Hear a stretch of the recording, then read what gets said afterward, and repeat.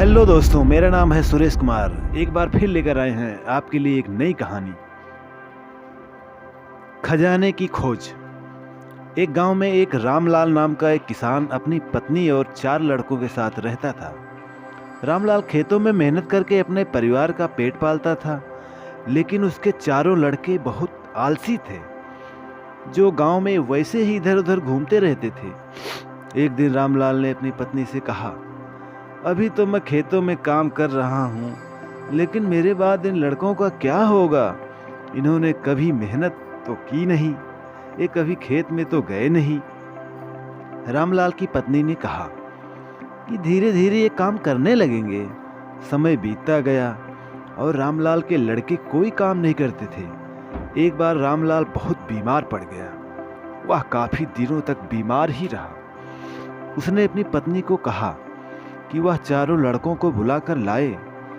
उसकी पत्नी चारों लड़कों को बुलाकर लाई। रामलाल ने कहा, लगता है कि अब मैं ज्यादा दिनों तक जिंदा नहीं रहूंगा। रामलाल को चिंता थी कि उसके जाने के बाद उनके बेटों का क्या होगा।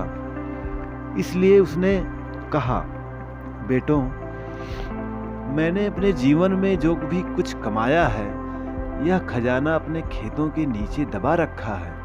मेरे बाद तुम उसमें से वह खजाना निकाल कर आपस में बांट लेना।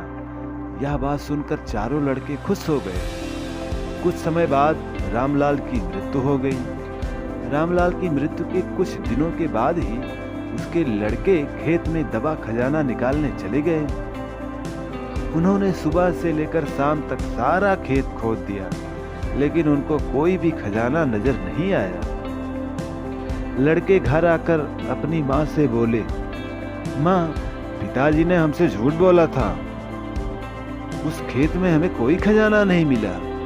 उनकी माँ ने बताया कि तुम्हारे पिताजी ने जीवन में यही घर और खेत ही कमाया है, लेकिन अब तुमने तो खेत ही खोद दिया, तो उसमें बीज भी बो दो।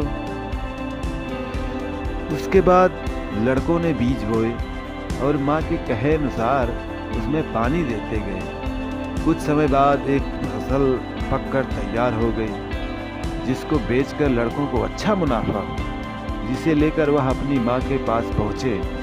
माँ ने कहा कि तुम्हारी मेहनत ही असली खजाना है, यही तुम्हारे पिताजी तुमको समझाना चाहते थे। तो दोस्तों, आपको कहानी कैसी लगी? आशा करता हूँ कि अच्छी लगी होगी, और आप मेरे वीडियो को लाइक करें, सब्सक्राइब करें, और मिलते हैं एक नई कहानी के साथ फिर।